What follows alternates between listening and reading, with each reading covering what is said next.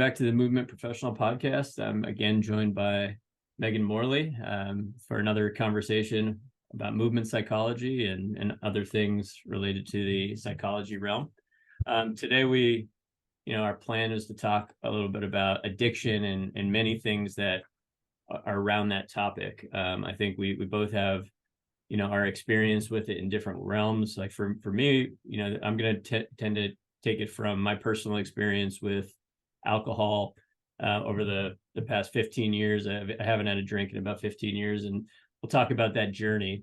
And it still continues to be a journey, but there's definitely more of a sort of change of perspective that I've had over the years, and the values that I've certainly seen from it, but just a change in mindset. And I think, and my hope is that, Megan, you'll be more of the expert here, the clinician, and you can kind of put some of my thoughts maybe into a better order. But I think that hopefully that's what this conversation comes off as, is a little bit of, I'm speaking less as a clinician in this case and more from my personal experience as a client or a patient, but really just more from what I've gone through and in various perspective shifts I've had over the years. And then you can maybe give some of your perspective on what you deal with clients and what you see. And common misconceptions, I think, is an important thing to bring up. Before we even got on here, you were telling me about some things that people assume about you, whenever we talk about addiction. And I think the same thing is true with somebody who has given something up, right? There is an assumption being made all the time about what it is to be an addict, or if you want to use that term or not.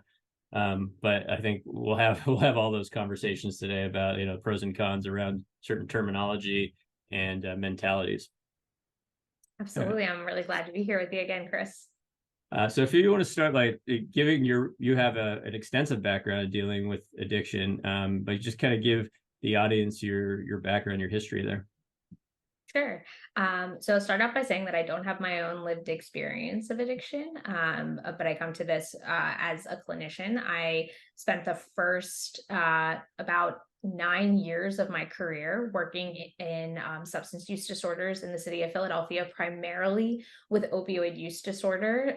So this spans from different opioid pills to heroin use. And I worked mostly in what we talk about as medication-assisted treatment, which is using medications such as methadone, buprenorphine, and other Suboxone is a brand name that some people know, to treat opioid use disorder. And I did the therapy or the psychotherapy with the clients that were receiving those medications.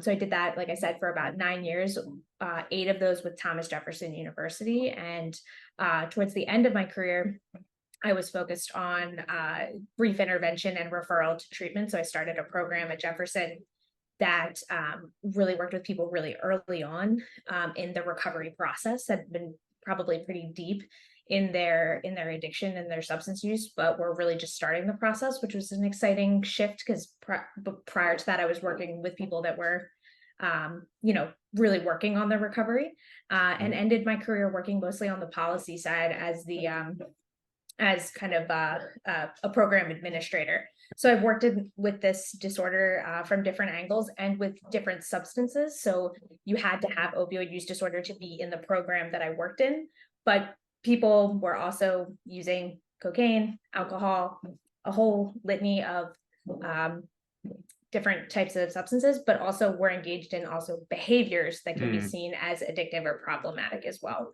Right. So that's what I come to this work. Yeah, cool. So let's start with, do you have any basic definitions of addiction or variations of definitions of addiction that you find useful or very specific to if you're treating different types of addiction? Yeah, no, it's a great question. So when we come to this work as trained clinicians, we learn about all these different models of addiction. Some of them are the moral model of addiction, which means that there's something fundamentally flawed with the person, and that's why they abuse substances, which is, for the record, not the one that I come from. And I've heard, and I'm sure a lot of people have heard about the disease model of addiction, which is, that this is a medical condition that someone is experiencing that is progressive, that should be viewed and treated as a medical condition. but there are a litany of them. And I come from the perspective of what they call the biopsychosocial model of addiction, which basically means that there is no one root cause of Right. why someone becomes addicted or how the addiction progresses, but that we have to look at it from a few different points of view. Bio meaning the biological component, that there is some level of, or can be some level of genetic component when it comes to addictive disorders, and that can be a component for some people, but isn't necessarily. But so that's one part. So bio, psycho, meaning the psychological component of the addiction, what's going on with that person on an emotional level, on a mental health level. Are they using the substance in part to treat another mental health condition or mental distress in their life? So that's one component. So bio, psycho, social. So the social piece, what's their environment like? Who are the people around them? What are the influences? Also, what's the support or lack thereof support that's helping them either navigate recovery or go deeper into their addictive disorder? So biopsychosocial model of addiction, and some people add spiritual on the end of it. And so for a client that it makes sense to use the spiritual component because they believe in that in their life, we'd also look at spirituality and how that maybe has played into the addiction or how that can serve their recovery. So I come from that point of view that each of those components are going to weigh differently for each client, but we should consider all of them when we talk about what's going on with that individual and how did their addiction develop. That's cool. Like, cause we had a conversation about chronic pain, and we use that same terminology when discussing chronic pain. And I think a lot of times in the medical model, we bias the bio part like so much more because it feels like it's the thing that, you know, that we can diagnose and sort of take ourself out of it in a way, right? And I think that's one of the easiest things to do, or to at least try to simplify a process where it's not about the, you know, the circumstances that you're in your life. It's something that is beyond your control that needs someone else to change, right? And there's always a piece of that. There's certainly a piece of that with pain there, in that we have to understand the biology of it, the genetics of it. And if there is medication that can help change that, by all means, it's a very valuable thing. But the psychosocial part tends to be, you know, stuff, some of it's within our control, some of it's not, but it's certainly process oriented. And that's certainly one thing that I've experienced with my, you know, abstinence of alcohol. Has, at first I was very much, you know, I'm different. Like, I'm identified as somebody who's got like an addictive personality, and that was pushed on me more than it was my own mentality. I mean, I think the bottom line is, like, I was a problem drinker and it was not useful for me to drink, right? So if I can make it that simple, the other stuff then that comes around it, the mentality that you have about identifying, are you an addict or not, is really, it's not necessary, but you get told that it is in many ways. Like, it can be necessary and can be useful for some people, but I found it to be less so. And I found it to be less so with people since that have come to me for advice, in hearing their thought process about debating whether they should give up alcohol or something like that, that there's this stigma around the biology of being an addict that actually makes it harder to give it up sometimes, or it makes you have this conversation with yourself that I'm not that. I'm not, like, because you've already judged what that is, right? And then as opposed to when you're going through the process of it, you realize there's nothing wrong with you at all. It's just a process that you're developing. Like, you're doing something good for yourself, and the fact that you have to do that doesn't make you somewhat deficient. It makes you, you know, and I think in my case, it makes me lucky that I got there to a point where I'm able to better my life. And but there's so many things that have to fall in line to make it easier to actually attain that place where you are able to be abstinent, if that's the thing you're doing, or at least moderate, just to improve your life in the way that it wasn't being improved by the substance. So that's been my experience with that idea of, like, over medicalizing and kind of doubling down or tripling down on the bio and not appreciating the psycho, and especially the social, the environment, and how big of a difference that makes. You know, it's like you can have gone through your rehearsal of, like, how did this go for me to give this up? but then you realize like someone is coming from a totally different place, not just with, what the drug does for them, but also just like what's the support system they're coming from, what's their what do they have to fall back on, what's their overall level of happiness without the drug. And I think so much of that needs to be worked on, and you need people to help you with it, but it's not simple, and it's way more complicated than just being like that person's an addict. Oh, absolutely. Absolutely. And my experience working, excuse me, in the city of Philadelphia is like a really big reflection of that, because what I grew up in the suburbs of Philadelphia, where of course there are drugs everywhere. There's always going to be drugs, but it was not normalized in my life that people were doing drugs around me versus the clients that I was serving here in Philadelphia. Right. Parents were using in front of them, their neighbors, their family members, and not only using in front of them, but then at a very young age using with them.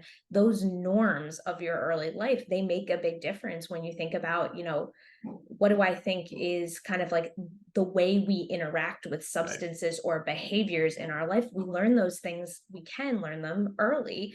And again, we undersell that social component, and those things are not true for everyone who develops an addictive disorder. But for a lot of the people that I was working with here in the city, it was normal to have drugs around all the time. Right. And Absolutely. that's that makes a huge difference when we're talking about the development of an addictive disorder. No, 100%. And I think like the other thing that goes with social, like the local social environment, is just like public messaging around different substances can be very confusing, right? And I mean, I think you look at something like alcohol versus cigarettes, and well, like these are not even, the ones that we tend to think of as, bringing people to rock bottom and things like that, but just the messaging around things that are addictive, right? So we know that both alcohol and cigarettes can be addictive, but just if you look at the public messaging, it's like you're a pariah if you smoke still, right? In many environments. Mm-hmm. If you drink, it's never about the thought process of like, this might just be just as harmful as cigarettes are for you, even, and it's never about a discussion of moderation with cigarettes. It's always a discussion of moderation with alcohol. And I'm not saying one is better than the other, but it's arbitrary that there's a difference there. From a health perspective, it's very like you could absolutely be a casual tobacco user, just like you could be a moderate drinker, but we never talk about things that way. And I think that matters, right? Like we've been quite successful in some ways with our public messaging to frighten people away from smoking, and they do quite a bit less of it. But it's not necessarily reality. It's not necessarily truth, right? And the way that we think about alcohol, I think it makes it in some ways harder for people to give it up when they should give it up, because we don't view people as there's something wrong with them when they give up smoking. We view people as there's something wrong with them if they have to give up drinking, because it's so common to be a social drinker, and that's such a part of adult life to be drinking socially, where when you take that messaging away and you just realize, oh, my life is way better when I don't do this thing, it gets, in my mind, it gets clearer. And it's not going to be the same for everyone, certainly, and I've certainly seen this, but it's just like, I think a lot of times that messaging gets in the way of your identity of who you are, and then it's sort of like, I want to keep doing this because I feel like I should be able, I'm an adult, I should be able to drink a little bit, which, and you forget, how destructive it is, or it kind of gets in the way of that realization. Absolutely. And I think it connects back with what you were just saying a few minutes ago about that term addict. And we can get into that a little more if you want to, because I have some strong opinions about that Absolutely. term. But I think that connects back with that. It's like, if I have to give up alcohol, then that must mean that I'm an addict. Yes. It must. There's no room for your own experience, for your own definition. That's what it means. And that means then what does that mean? That means that I lack control. That means that I, whatever it is, fill in the blank. But no, I think that's a super important piece of this. Absolutely. Yeah. And I think the other thing that I experienced was in the contemplation of giving up alcohol, it was the arrogance that I had at a young age, that I thought I knew anything about like what would make me happy is just, it's mind-boggling to me as I look back at it. But there was this idea of like, what would I do without this? Right? Like, as even in the awareness and the realization that it was harmful, it's just like, what would my weekends look like? What would, what would fun look like? What would enjoyment look like without this? And it didn't take that long to realize like that was all a fallacy in my head, where it was just like, oh, what I was not appreciating was every experience with alcohol became the same experience, no matter where I was. If I was on a cruise, if I was at a concert, it was always the same experience that would usually end in a similar way, like getting drunk, right? Mhm. And not being in control. And there was an enjoyment in that, which I wasn't appreciating at the time. But one of the things I liked about drinking was the lack of control in a way. Whereas like I would get excited about, yeah, I just worked hard. I, graduated college and doing all the stuff with school, getting my responsibilities done there. I don't want to have to be responsible for anything.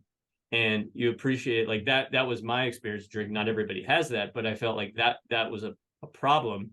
But I didn't realize like how little I was actually doing with my life, right? Like outside of school, like I thought I had, this social life that I was doing much, but the alcohol was actually limiting me from experiencing life in any way. And it didn't take long to realize like I was so full of shit in my own head of thinking about what would I do without this. Was like, well, you would do anything because you're not doing anything right now, right? And that's such an interesting realization that I've come to. But I just feel like that's not connected to the biology of addiction in any way that would make sense to me. And that's just sort of like a lack of experience in life. Absolutely. And also in some of the work that I have done with clients is, okay, you have just rattled off to me all the things that you lose by giving up insert behavior or substance here. Okay, what about on the other side? Yeah. What do you gain? But humans, I've said this before on this podcast, I know I have, that like humans go to the negative. Yeah. We are very focused and concerned about what this means from a negative perspective, but often don't take an opportunity to say, okay, what do I gain from giving this up? Right. How would my life be better? And not just because I'm depriving myself, but because I'm offering myself opportunities, whether that be time, energy, finances, whatever, to explore other things in my life that this drug or this behavior is taking up that space right now. Yeah, it's interesting just how much of a blind spot that can be, and then how clear it is that it was, kind of silly once you're beyond it. So that's the thing that it's probably most evident in, the last, decade plus, is just that like there's so much more. Every experience is a better experience. Where I was in this contemplation mode where it's like, what am I going to do? How, like, what's life for if I don't have this social experience, this, social lubricant? And it's just like, it was such a fallacy. And I don't know, part of me, I know I've heard this stat and this data that like your brain doesn't fully develop until you're like past 25 years old. And I gave up drinking when I was 26. And there's something about it that like might hold true, just because like there was a clarity that wasn't there before that. And I think sometimes like that could be necessary too, but there has to be a clarity in, I think, the other things in your life too, that it's just like there's other things that you're living for. So certainly that's, part of what we were talking about with the social aspect of it. My sobriety went hand in hand with me being in a relationship that I really wanted to stay in. Right. And I didn't really have that through college.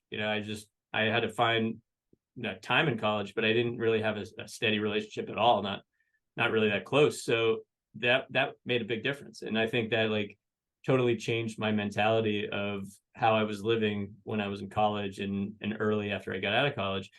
And it's, you could take that kind of stuff for granted, where you just look back, oh yeah, I just gave it up. But it's like, no, if that wasn't there, it wouldn't have been, I just gave it up, right? Like it would have been much harder. My mom had just given up alcohol too. So she was this, basically this staple in just reminding me that maybe, I should look at doing that too. And right, like if you don't have that person in the right way reminding you. And it's my mom, so like I'll get like choked up about it, but like she's the right person to say those things, right? Like sometimes it might not be her mom because the way that she says them is just like, it's coming from a parent, but she just the way that she presents things was just appropriate. It was a reminder, not a demand. And yeah, was that necessary, right? Like just to keep it fresh into your head that, there's something that you might have to think about changing. And then when the time was right, cards fell as they may. It actually became easier than I anticipated, just because I had the support, in the time of my life was right. Absolutely. That community means everything in recovery. It really Yeah. does. Whether that community is really small, just a couple of people, or if that means a much larger community, it's invaluable. Absolutely. So the other thing I wanted to discuss then was, this idea of moderation versus complete abstinence. And, typically when you think about addiction, or like I think in our culture, it's always like if you're an addict, you can't be near the substance, right? And you have to be, one who goes into complete abstinence, or you're not successful in your change. And what have you experienced with that? And I can give my experience with the thought process at least around it, but I'm just curious clinically there, because the messaging is very much directed towards like, if you're not being abstinent, then you're eventually going to go back to your old ways. Yeah, no, absolutely. And I think that like I'm going to take a step back to take a step forward, if that's okay with you, just to give some context. So clinicians like me, you've heard me now say a couple of times, like I use the term addictive disorder, or I use the term substance use disorder, or it's very rare that you'll hear me say something like addict, Right. or even addiction in some contexts.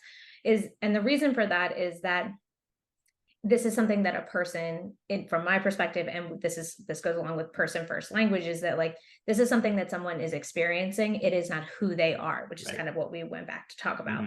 And I bring that up in relationship to abstinence versus what I would consider as harm reduction, which is this idea of finding the model that works for you, that's going to reduce harm in your life. And that's because if you look at, we use the DSM-5, that's our diagnostic statistical manual for how we diagnose disorders. If I use the diagnosis for substance use disorder, it doesn't necessarily mean that I am using a substance. That alone does not constitute a substance use disorder. So just because someone is using cocaine does not necessarily mean that they meet the criteria for a substance use disorder. That alone does not apply. They have to have these other symptoms of, things in their life being out of control, spending too much time or money or whatever it is on that substance. It has to persist for a certain period of time. You have to meet these other criteria. I say that to say that when we come into this idea of abstinence versus harm reduction is, again, use of a substance alone does not mean that you have a substance use disorder, and it doesn't mean that it is negatively impacting your life. So when I work with clients, I work primarily from a harm reduction model, unless the client would like to work from an abstinence model. There are some clients that really need the abstinence model, that any kind of indication that the substances around them is going to be detrimental to them, and they feel that they're going to go down a road where they're going to end up back in their substance use disorder. For other clients, though, that is a big hill to get over to feel like they've been quote unquote successful in their recovery. Right. And I talk about recovery. I do not talk about sobriety, because recovery is a journey, and it can have loops and twists and turns and forwards and backs. And that is okay. And that is reality. And that is life. So I guess what I'm trying to say is, in a little bit of a long-winded way, is that when I work with a client, I want to know what is going to work for you in a way that's going to reduce harm in your life in all of those areas that we just talked about before: bio, psycho, social, and spiritual, if it applies.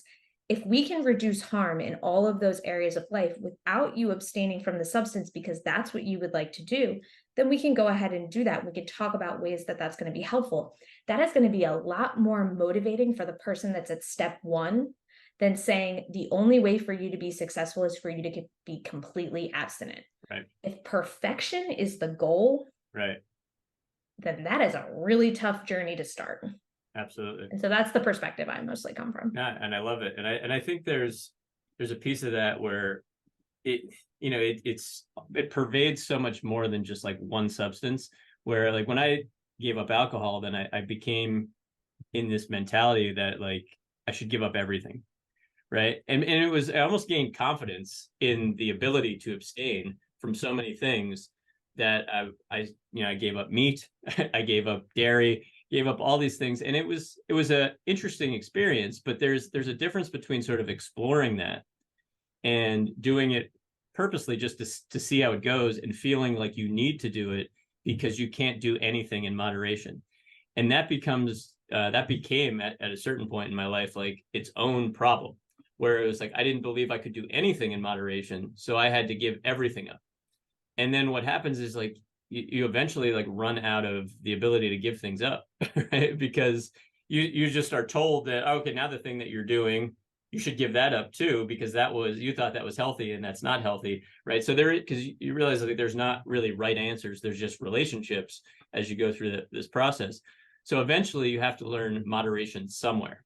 There might be some things that it's better to abstain from, but no matter what, if you are giving something up completely, you'll have to learn moderation in other aspects of your life. And I found that to be really valuable again in the process of saying, okay, like I'm completely content never touching alcohol again. Like that's just, it feels comfortable. But I have to be able to work with moderation with things that I hadn't been moderate with before. And that I think has become actually more valuable in my profession, right? Because now it's like I could come at helping others from multiple angles, right? Like the idea of like, well, what does it feel like to give something up, but also what does it feel like to be moderate? And I think for more people, that's a more controlled way to be, right? Like you also can be a little bit more, you could titrate moderation up and down a lot more than you can think about elimination as an on-off switch, right? Moderation is more of a volume knob. And I think, we've talked about that analogy when it comes to movement when in around pain, where it's like so many people want to turn off an exercise because it hurt once. And so now that exercise is bad, and never get into that idea that there is this ability to turn things up, turn things down. So that's something that I've certainly experienced with just the mentality of if you get too much down that rabbit hole that you are identified as an addict, and I agree with you, like the terminology is tricky. Like I'm always fumbling with my words to say like, what do I consider myself? Well, I'm a non-drinker now, but like, I don't ever need to bring it up unless we have conversations like that. So I'm just a person, right? Mm-hmm. That really at this point, I don't think of myself that much as like I'm sober or anything like that, because it's been way longer that I haven't had a drink than I actually drank for. So it just becomes this thing where it's like, why are you still holding that as something that's even that valuable? Where it's just like, no, I remember what it was like, but this is way better. But this is also more of my life than that was. Mm-hmm. Right. So you have a choice, I think, in how you identify yourself, and you have to, I think, look at, where is it useful and where is it not useful. And I certainly, for a while, it became not useful to try to think I needed to give everything up in an effort to be as healthy as possible.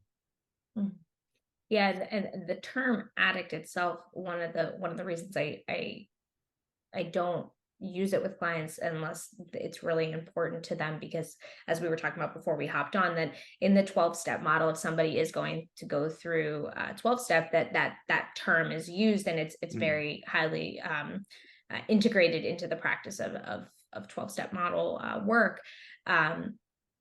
The thing about it is if I am, then I will always be. Right. And that isn't always helpful to that growth versus fixed mindset. Yes. That we've talked about before.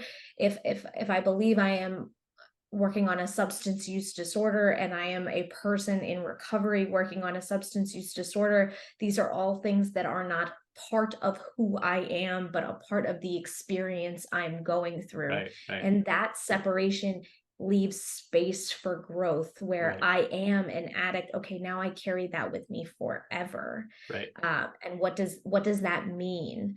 And not that a lot of folks that are in recovery need to have their relapse prevention plans as a part of their life forever, but it doesn't mean it has to be who you are Right. forever. And I think that there's a difference there.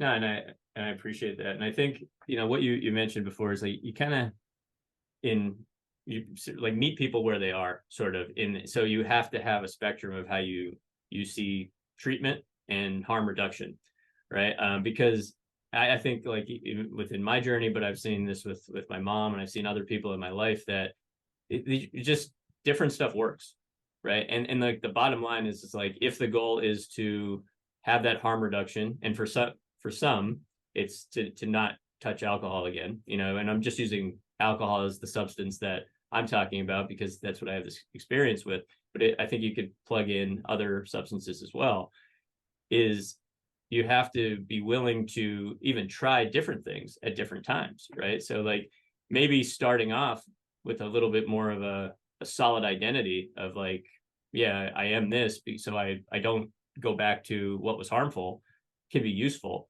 But I think we have to be willing to modify our own identities in the process. And I think ultimately, like, you're more flexible when you have less of an identity, right? Like the more solid the identity, the harder it is to change. And we want the ability to change, even though it seems like the thing that we're doing is better for us. Like there's we can get better still if we stay open with like how we hold ourselves and how we hold our process. So that's certainly been my experience, but I do see that there's value for some with certain programs based on a lot of things in the psychosocial realm that others wouldn't get. And I think it's really, really important because so many people do come at it with, I don't want to do the 12 steps. I don't want to do AA. And it's like, well, you don't have to, but there's nothing wrong with it at the same time. One of the most valuable books I got early on was I really got into meditation, mindfulness, even before I gave up drinking. So it was like that resonated with me for whatever reason, but it was something I was studying at the time and practicing at the time. And I think it was my mom who gave me like the 12 steps of Buddhism. And basically what it did is it took the 12 steps and it took all of the ritual out of it and shifted it to things that I was already practicing and believing in the Buddhist realm. So it was just like, oh, I love the connection, right? And then you can start to look at, you don't need, like, certain rituals will resonate with some people, but there's usually common threads that go beyond those that can connect more people. And that was a really helpful book for me to like get to that point where it was like, okay, I'm not judging anyone's process, but I don't need to like follow someone's process either. Like I can start with from where I am and just, but there's usually common threads that you have to be able to like dig out, like the fundamentals of a situation. And I think if you really dive into the 12 steps, you'll find that there is a lot of good fundamentals there that, it's just a good way to live your life. So, and if you haven't been doing that for a while, go through that process, you're going to feel good about yourself, but it doesn't have to be tied into more than you want it to be tied into.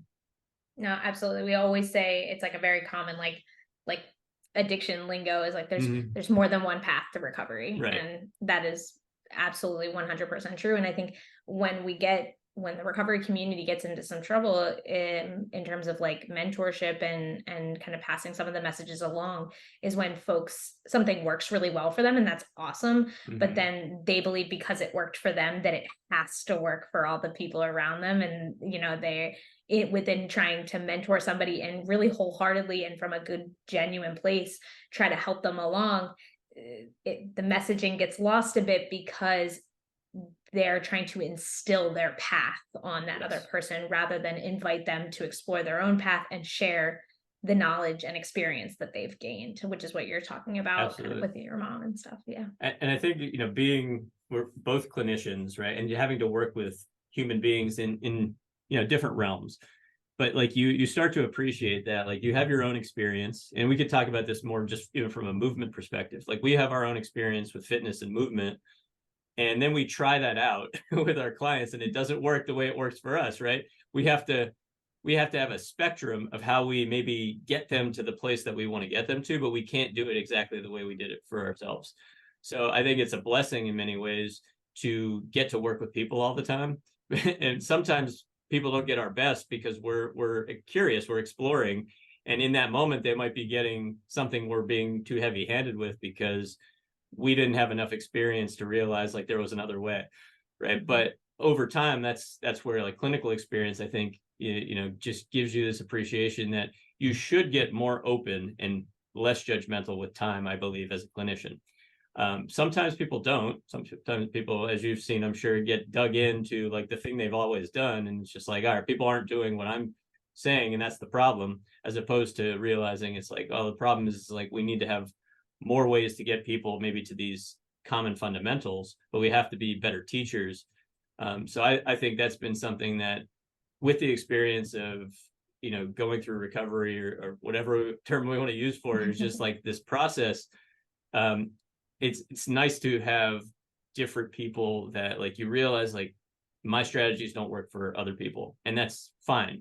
But like we have to like, so like that's helped me evolve in even the way I look at myself, right? It's like, okay, why am I so stringent on this way? Like if it like, something worked for me, but like maybe it's not going to continue to work for me unless I stay open, because it's like, yeah, I also want to be able to help other people in my life. So I have to become more open-minded and find more common threads to, get people in the door if they're asking me for help.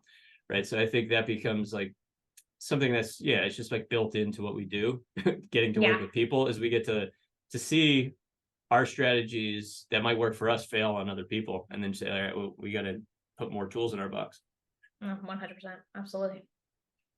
I think so. The other piece of that conversation is, we talked about like renunciation, abstinence, and then moderation. The other thing I think that matters there is sort of the acute versus chronic effects of addictive substances.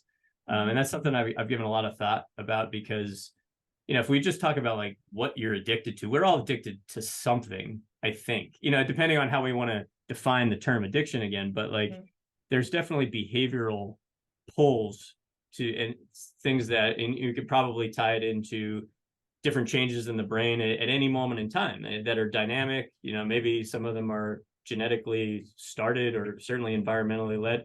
But if we really think about it, we have things that would be very, very hard for us to give up. But the acute effects of them are not nearly as harmful as the acute effects of other things. So I'll give my personal example of like the acute effects of alcohol was like any night could have been my last night. Really, like, and there was, Truly. I'm like, now that I'm past it, I'm so lucky that I got through it. That's the way I look at it. It's just like because I was not in control of my experience as a human being in many nights, right? But it was certainly not me alone. So the whole environment, the whole atmosphere was like, that's what we're going for, right? We're going for risky behavior at all times for about 10 years, right? And you see people that you're close with, not make it, right? And so that, but it's like, it doesn't necessarily stop you. So like that becomes, it's just, there's a clarity now that it's like, I'm glad I was able to get through that. But that is, as a parent, I'm not looking forward to that time in my children's life, so that they will probably have the peer pressure and have to deal with that as well, because there's nothing my parents could have told me at that moment that like got me out of that fog. So is risky behavior because of the acuteness of the effect of alcohol. And there's certainly other drugs that in any moment you take too much, you get the dosage wrong, it could be the end of your life. And then there's others that there's good evidence that the addictive quality of them, it comes on more chronically, and the harm is more chronic. But the acute effects of it, like you're not going to harm yourself in a night, and it's not going to ruin your life in a night. And I think that matters in, again, messaging and how we think about things, how we think about people that do those things, and how in some ways it's easier and harder to give some things up based on the acuteness of the effects. Absolutely. I mean, one of the things I think you bring up that's really important is like that all of us have things in our life that, if looked at in a particular way, could be seen as addictive. Yes. Because really, when we talk about addiction in terms of like clinicians, we think about two components. obsessive thoughts and compulsive behaviors. And when those two things come together, makes usually some sort of addiction. So if I have obsessive thoughts, like I want to do this, I need to do this, I need to do it for whatever social, whatever reasons, all the things we've been talking about, paired with the compulsive behavior to continue to do that, whatever it is, or not do something if it's elimination, actually, and you're kind of down this path of just abstaining from everything. That we see that a lot in the fitness world. Right. That's not necessarily good for someone either. When those things come together, we're talking about kind of like how you can also conceptualize an addictive disorder. When we talk about those acute versus chronic effects, and we look at somebody like somebody that maybe is an over exerciser, let's just use that as an example for a moment. The acute piece of that is often unseen unless they're having some sort of injury. But down the line, I'm sure you can speak to this far more than I can. There are problems. There are mechanical problems that are going to start to pop up for that person. And maybe the need for surgeries, replacements, things like that. They're going to come up down the line. But in the moment when someone is telling you that they're running marathons and swimming and weightlifting and doing this and doing that, we don't necessarily as a society look at that person and say, hey, what's going on? Right. And that is problematic in and of itself. There is no such thing as a positive addiction. It is never a good thing to be addicted to anything, even if it's viewed societally as positive, because that long-term effect is going to be there. And that's where stigma comes in, is that we as a society stigmatize things that are acutely dangerous.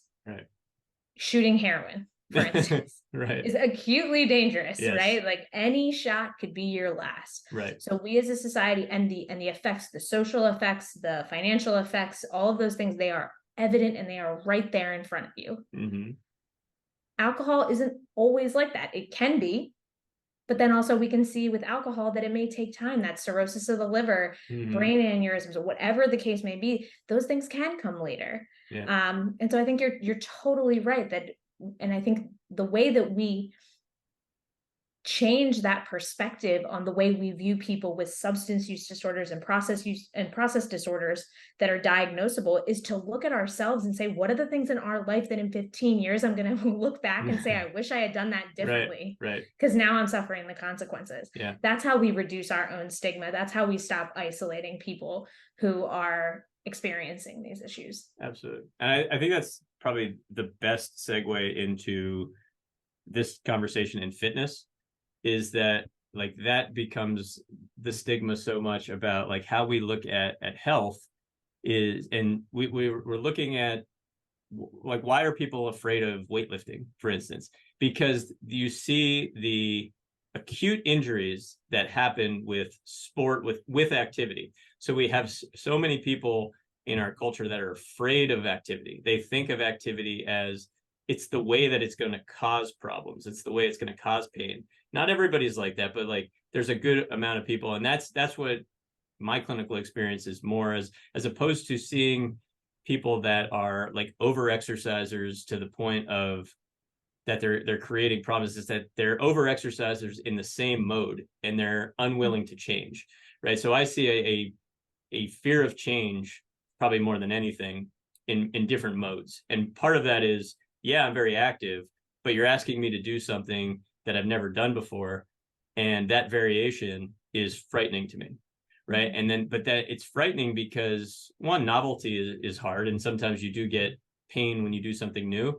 But there's also this mentality that the reason I've been doing all of this is because I've been staying away from the other thing that I thought was harmful.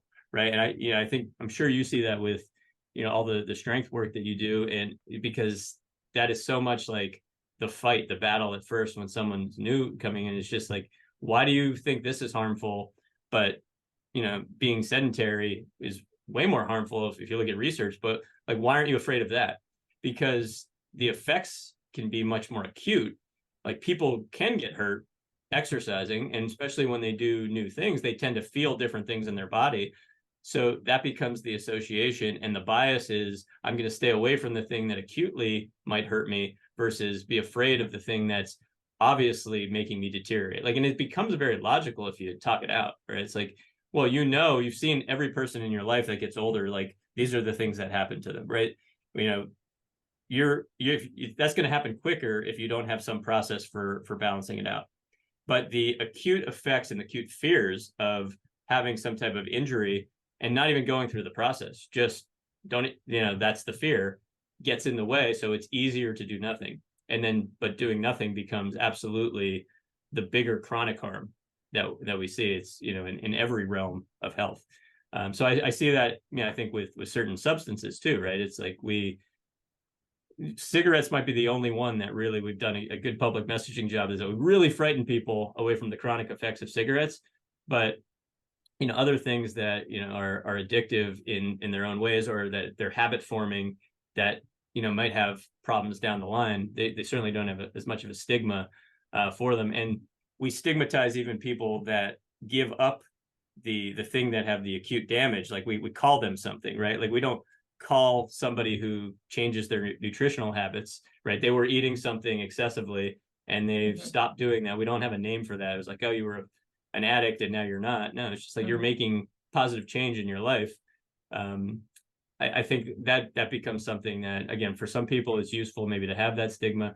Some people that overeat, it's important for them to call themselves like food addicts. But ultimately, like, I think that runs out of steam, because we have to look deeper and we actually have to have like a plan. And when you start having a plan, you start to realize that it's more complex than just being one thing. Absolutely. And that's where I think we undersell the psychological component of addiction, meaning and addictive behaviors, in terms of why am I doing this? How is this helping me cope with a fear, a worry? By doing this thing, I am avoiding this uncomfortable emotion, things like that. And while absolutely all the things we've talked about in terms of the social is really important, and as you said, we tend to oversell the bio part of this, we often overlook the psychological component, which is really, what am I masking? What am I trying to avoid by engaging in this, what for some people will be a substance and for other people be just a maladaptive behavior in their life that really isn't serving them. Right. Yeah, and I think like one of the broadest fundamentals like that can be taught or can be learned from a standpoint of changing a behavior, at least in my experience, is this concept of mindfulness. And I'm not necessarily using that term in like any specific formalized way. And I think that's actually become a change in my perspective over the years, because when you learn about mindfulness, you kind of start it from maybe like a Buddhist perspective or a meditation perspective, but like just what the word means in itself. And it seems like the simplest thing in the world. But to be mindful of what is going on in any moment and continuing to pull yourself back into that, it seems like it shouldn't be a thing that's important, but I can't imagine anything more important, right? Because everything we're talking about is looking at our own shit and like not getting lost in our patterns and our habits. So just like basically being able to, without judgment, see what the best action is with more clarity.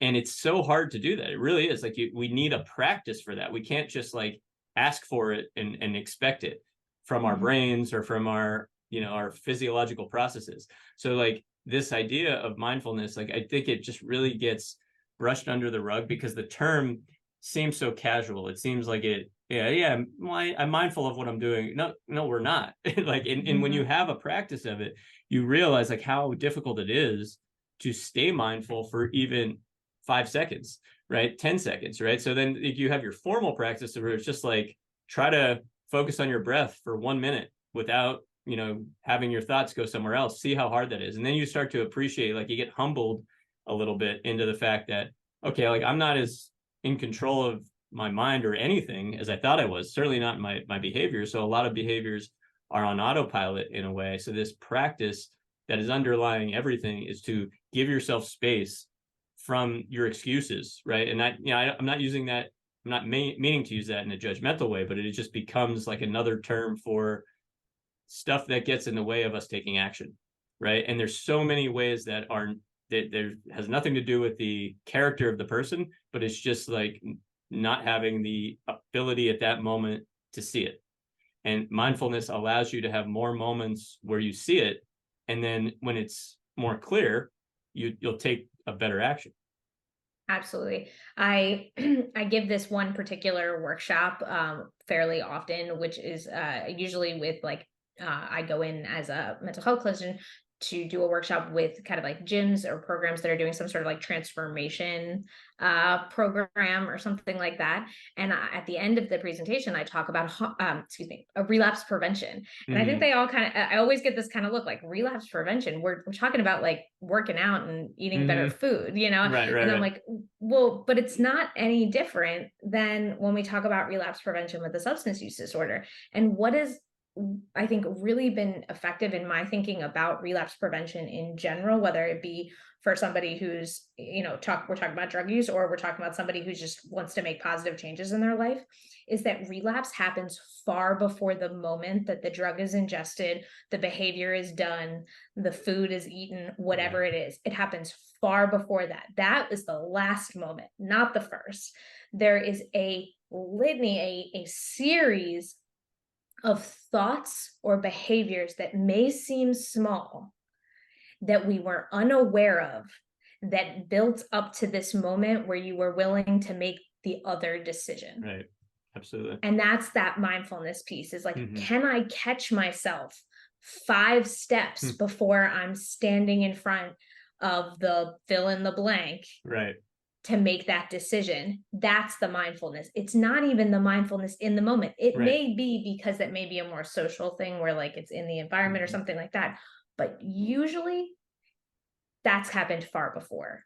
And I think that's a really important piece of the mindfulness component, is it's not about the mindfulness in the acute moment. It's about the mindfulness over time and seeing ourselves sliding back into these patterns slowly. Yeah, and I think then, if you look at it as a sort of a fitness within our mindfulness, is like the actual formal practice of it might actually be less over time, because it's just sort of integrated into how one views the world.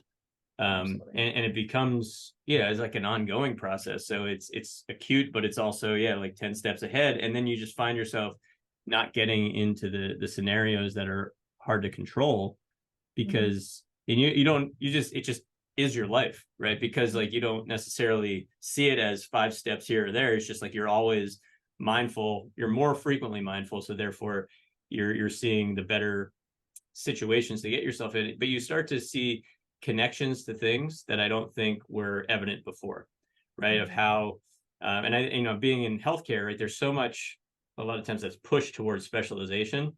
But to me it becomes much more obvious having a practice of mindfulness where you can see like, oh, that never is going to lead us down the best path, right? Because there never was an isolation anywhere in this body, right? Like there was never an isolation of body and mind. There's never, an isolation of like treating the elbow different than treating the rest of the body. But if you have enough terminology that way, you start to think that's how things are. But then when you take some time to like contemplate, you realize like there's more connections to things than we think.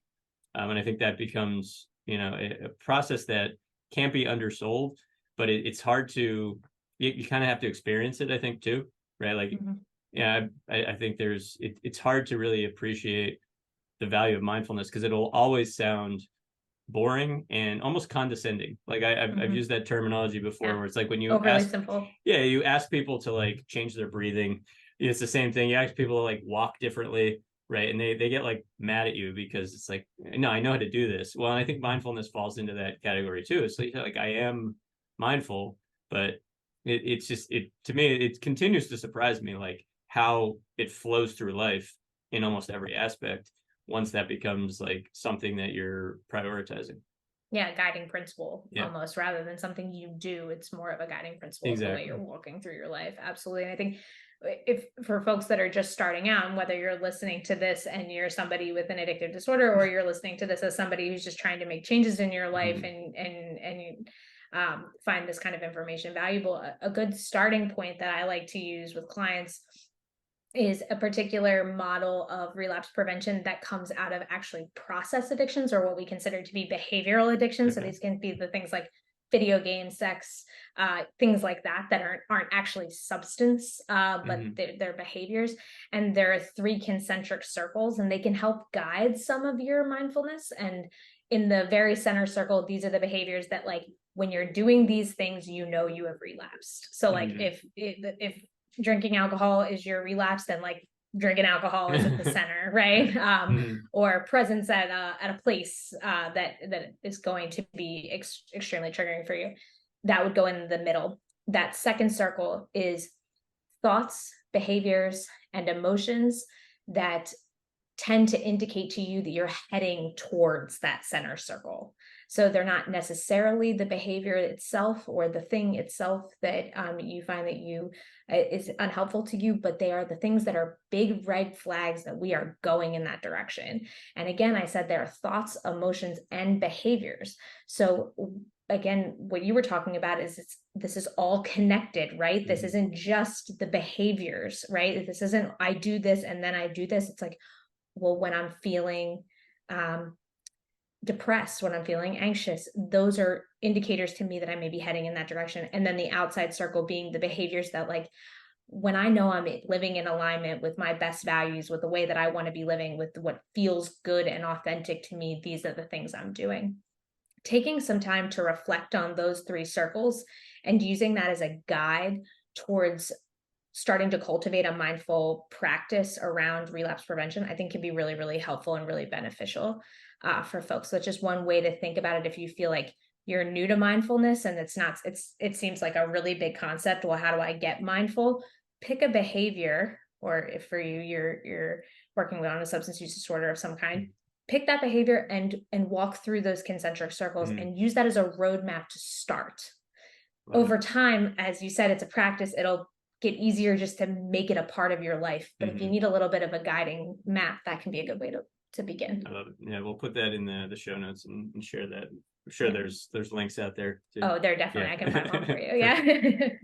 Yeah. So last thing I'll bring up if we have time for is just like in your experience, because we've talked about a lot of things and meeting people where they are.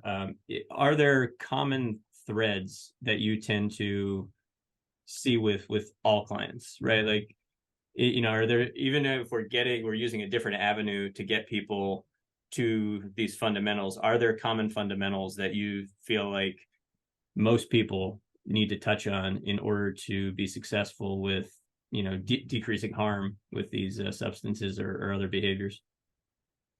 Yeah, I think one is a little bit counterintuitive, but is a really critical part of the process, which is, how does this behavior currently serve you? How does Mm, this negative behavior serve you? People wouldn't continue to use drugs and alcohol or engage in addictive behaviors if they weren't getting something from it, right. whether that's social recognition and connection, whether that's like I said before, some sort of escape from an emotion that they don't want to be a part of, or just they like the feeling, which Mm-hmm. can come up sometimes. um, if you don't acknowledge why it feels good and why you can continue to do it, it can be really hard to let it go. And I know that sounds really counterintuitive, but I think it's critical with almost everyone I've worked with a substance use disorder or behavioral addiction. And imagine Um, that that brings up also, like, it's not necessarily something I would have thought about, like in my own process, if somebody asked me that. And then I like to have to think about it brings up probably a good conversation. It brings up a nice contemplation for the individual, right? Because a lot of times it's so habitual, you don't actually take the time to contemplate all that. So yeah, it seems like actually, although it might be a bit counterintuitive, like a starting point that makes a lot of sense, because it's going to start to bring up a lot of thoughts for that individual. yeah, and then it brings up also a path to, okay, how do we meet those needs in a new way? Yeah. Because this is another thing I'm going to say is that it's really hard to take something away without putting something in its place. Right. And as I said before, we don't want to transfer addiction. There is no such thing as a positive addiction. But if you're getting a certain need met by using a substance or engaging in a behavior, how can we help meet that need in a way that is not going to be harmful to you? We can't just leave that need unmet. Yeah, You'll find a absolutely. way to meet it. You Right. will. You're a human. That's what we Yeah. do. We will find a way to meet that behavior. So if we take something away without putting something back in its place, it can be really hard. How do we figure out what are those needs that need to be met aside from maybe some of the obvious ones? Mhm. It's by asking you the question, what are you actually getting out of this? Right. I Why like do it. you want to continue to do this? And I think those two things are critical. And I know we've harped on this a lot, but I'm going to say it again because the stigma in our society is harming our um, our fellow people, and is hurting them from getting the help they need. That none of this happens without some sort of community. No one is successful in complete isolation. And that does not mean that it has to be a whole big group of people behind them, but social support matters, and it matters a lot. And the more that we as a society can be open armed, to listen empathetically and to not judge someone, the more success that we're going to have. And this is the last thing I'll say about that. It goes hand in hand with patience, because there's a lot of research out there that talks about if someone has a true substance use disorder, it takes them at least 7 episodes over at least 7 to 10 years for many folks, not everybody, but for many folks, to establish what the research would consider as meaningful sobriety, or because most of these articles are based on sobriety. Mhm. But and it's a very strict statistic, but the idea being that recovery takes multiple tries. Right. It takes failure. It takes bumps in the road. And if we as social supports can't be patient and can't understand that, then it can be really hard for that individual to want to keep trying. So I think as a society, that's something that we need to think about. I love it. That's a great way to finish off. But I think there's so much there for everybody, right? Because this is certainly a topic that I can't imagine. I've never met anyone in my life that hasn't been touched by it. I certainly have, probably more than any other topic. But yeah, this was very useful, and you put it in a very concise manner, but also very, what I was hoping for. Getting your clinical expertise, but also just the structure in which you think about it. But that structure is very open, right? And I think it needs to be. It needs to be flexible when you're dealing with a human being, right? Because it's not one size fits all by any means. So like the thing that you mentioned though about getting the support is, yeah, you can't do it on your own, right? And you'll feel like you can, and that's the thing. It's like you feel like that's the only way you want to do it, right? Because you don't want to burden anyone, but it's just like people want to help. And to me, that was the missing link, right? I just went to specifically said to my wife, well, she wasn't my wife at the time, but I'm like, I'm not drinking anymore, help me. And that's really it. Like, she didn't really even have to respond, but like those words coming out of my mouth were just like, there was a liberation in saying like, okay, like I'm in it now. Like that's one of the things I felt was like, okay, I'm committing to this now because I said this to my wife and I don't want to go back on that. And then I said the same thing to my mom. I called her up and I said like, yeah, I'm serious. Like, and just that seems like you don't want to do that, but when you do it, I think it can be very liberating, to ask for help. And like immediately I just felt like this shift into, okay, like I'm thinking about this differently than I did before, trying to do it multiple times by myself. Absolutely.